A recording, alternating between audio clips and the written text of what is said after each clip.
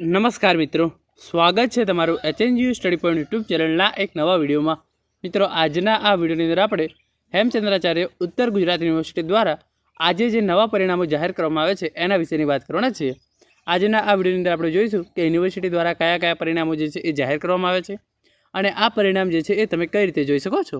તો હવે શરૂ કરીએ આજનો આ વિડીયો। તો રિઝલ્ટ જોવા માટે HNGUની જે ઓફિશિયલ વેબસાઇટ છે NGU.ac.in આ વેબસાઇટ પર તમારે જે છે એ આવી જવાનું છે। આ વેબસાઇટની લિંક છે એ નીચે ડિસ્ક્રિપ્શન બોક્સની અંદર આપવામાં આવેલી છે। તો તમે જોઈ શકો છો જે સૌપ્રથમ યુનિવર્સિટીની પરીક્ષાઓ ડિસેમ્બર 2024ની અંદર લેવામાં આવી તેની અંદર MSc સેમેસ્ટર 1 ઇન્ડસ્ટ્રીયલ કેમિસ્ટ્રી અને મેથેમેટિક્સનું પરિણામ છે એ જાહેર કરી દેવામાં આવ્યું છે।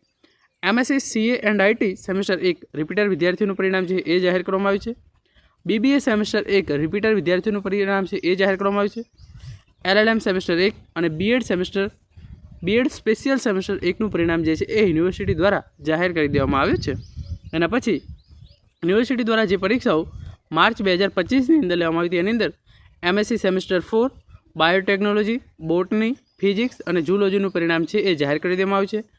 MA સેમેસ્ટર 4નું પરિણામ, BBA semester 6, BCom semester 6, MCom semester 4, BSc semester 6 અને BCA સેમેસ્ટર 6નું પરિણામ છે એ યુનિવર્સિટી દ્વારા તારીખ 16/5/2026ના રોજ જે છે એ 2025ના રોજ જે છે એ જાહેર કરી દેવામાં આવ્યું છે।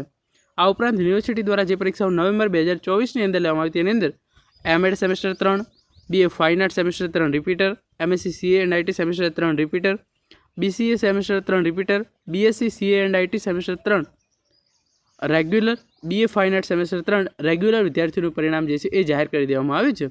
તો આમ આટલા પરિણામો જે છે એ યુનિવર્સિટી દ્વારા જાહેર કરી દેવામાં આવે છે। BEd સેમેસ્ટર 1 અને BA સેમેસ્ટર 1નું પરિણામ છે એ આગામી સપ્તાહની અંદર જાહેર કરવામાં આવશે। સાથે સાથે BA સેમેસ્ટર 6 અને અનુસ્નાતક સેમેસ્ટર 4ના જે પણ પરિણામો બાકી છે એ આ મહિનાના અંત સુધીમાં યુનિવર્સિટી દ્વારા ચોક્કસ જે છે એ જાહેર કરી દેવામાં આવશે।